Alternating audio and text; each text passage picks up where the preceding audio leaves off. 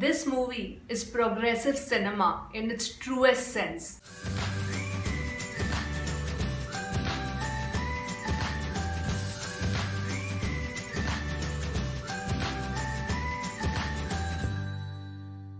Hi everyone, welcome to I Just React and Review. My name is Ashmita and I hope you all are doing well. And right now I will be sharing my thoughts on a movie that shook me to my core. The movie that I'm talking about is the latest Malayalam OTT release, The Great Indian Kitchen, starring Suraj Venjaramodu and Nimisha Sajayan in the lead roles. This movie is the directorial genius of Jio Baby, and it is one of those rare movies that is so in your face in such a subtle way. So yes, without further ado, let's deep dive into the detailed analysis.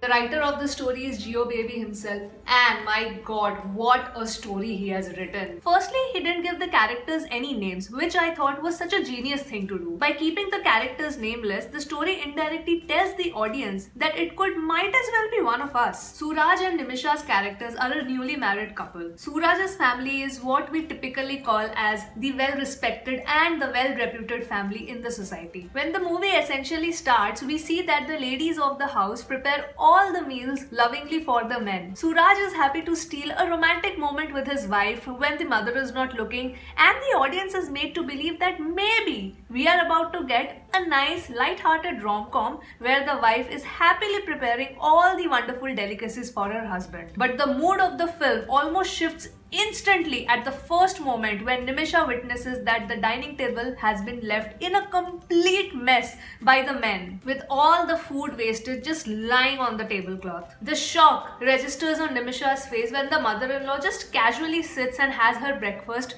with the leftover food on that dirty dining table, as if nothing out of the ordinary has happened. We are taken on a journey of the day-to-day lives of this family, where we witness the women completely working away throughout the course of the day, be it cooking, washing clothes, cleaning the entire house, which, by the way, is a mansion, while the men hardly even move a muscle. Certain scenes are going to irk you so much. For example, the father wanting the toothbrush with paste put on it to be brought to him every morning because that's just how it is. He doesn't even bother to get up and wear his own slippers. The wife gets it for him. Oh, did I mention that he only prefers coconut chutney that is ground by hand and doesn't like the clothes to be washed in a washing machine as it reduces the longevity of the fabric? Yeah, that's right. Also, the men, for the large part of the film, are extremely soft-spoken. So yes, when I'm narrating this, it might not seem like a big deal, but the way the story of this day-to-day life has been presented to us, it is going to stir up an uncomfortable feeling within you, which we witness through Nimisha's perspective. I loved how this deep-rooted patriarchy has been shown so unapologetically. For example, the way Suraj reacts when Nimisha actually questions him on his table manners light-heartedly in a restaurant. The manner in which his ego gets hurt, where he's suppressing his anger by not talking to his wife and forcefully asking her to apologize to him. I mean, it just amazed me how well all of this was executed. The storyline also doesn't shy away to address the stigma that is still attached to so many households in our country when it comes to menstruation. Women are still considered as impure in many places when they are going through their period. The way we see Nimisha's treatment on all these scenes, where the elder ladies of the house tell her not to sleep on the bed but on the floor, just highlights that such deep-rooted regressive traditions are so deeply normalized that the women at a point of time don't even find it offensive. What I love the most is that the movie does not shy away from taking a concrete stand on issues, and I applaud the makers for this.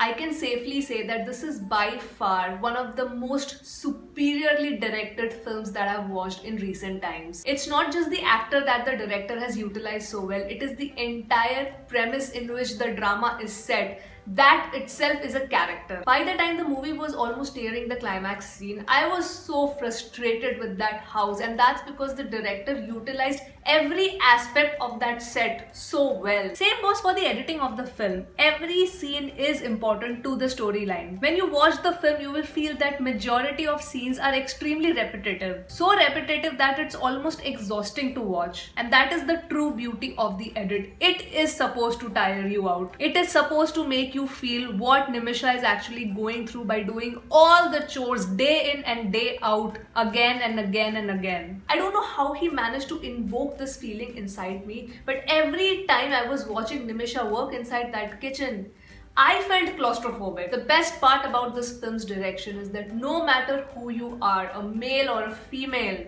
you are going to be uncomfortable watching this film. Whether you agree or disagree with the director's view or not, whether you agree or disagree with the story or not, does not matter. It is going to invoke a conversation. And I think that is what is more important in the society, to have such films which is going to start a discussion or a debate.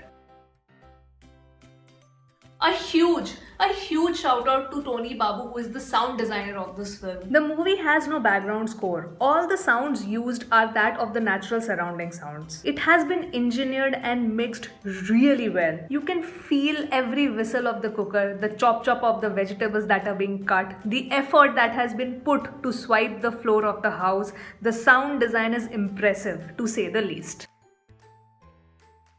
The cinematography of this film is spectacular. Every frame of this film is like a piece of art, and especially of all the scenes and the camera work that happen inside that kitchen. The beautiful sound design complements the perfectly executed camera work and almost sucks you into the portal of this planet called the Great Indian Kitchen. The detailed shots of the meals getting prepared, the zoomed in shots when all the ingredients are getting prepared, are a visual treat. It makes it for an extremely engaging viewing experience. So even though, as I've said before, that a lot of scenes may seem repetitive, but the camera work is so engaging that you can't help but admire the beauty of it.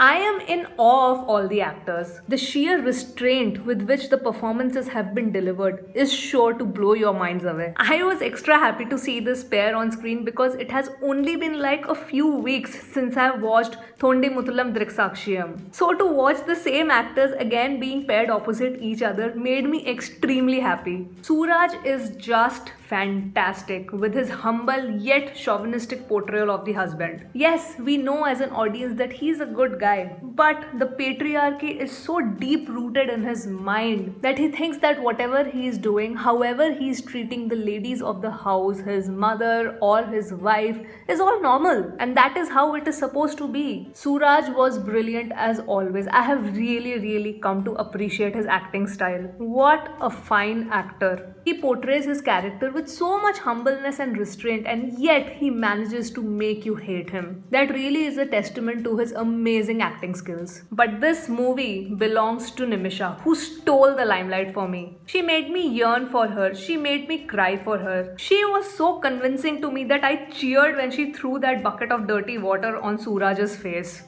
I literally screamed, "You go, girl!" Absolutely fantastic. Just brilliant. Overall, what a perfect casting for this entire film. The supporting cast was also great. They didn't have much dialogues, but whatever screen time they got, each and every actor made an impact. At the end of the day, it is a mix of everything that made this movie just epic for me. The year has just started, guys. The year has just started, but I can safely say that this is going to be my top 10 films of 2021.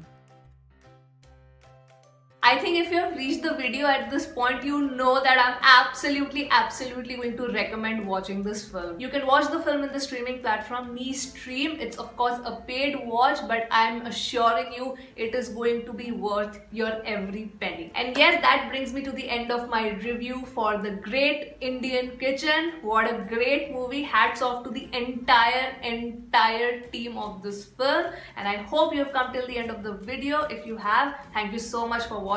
I'll see you on my next video. Bye bye.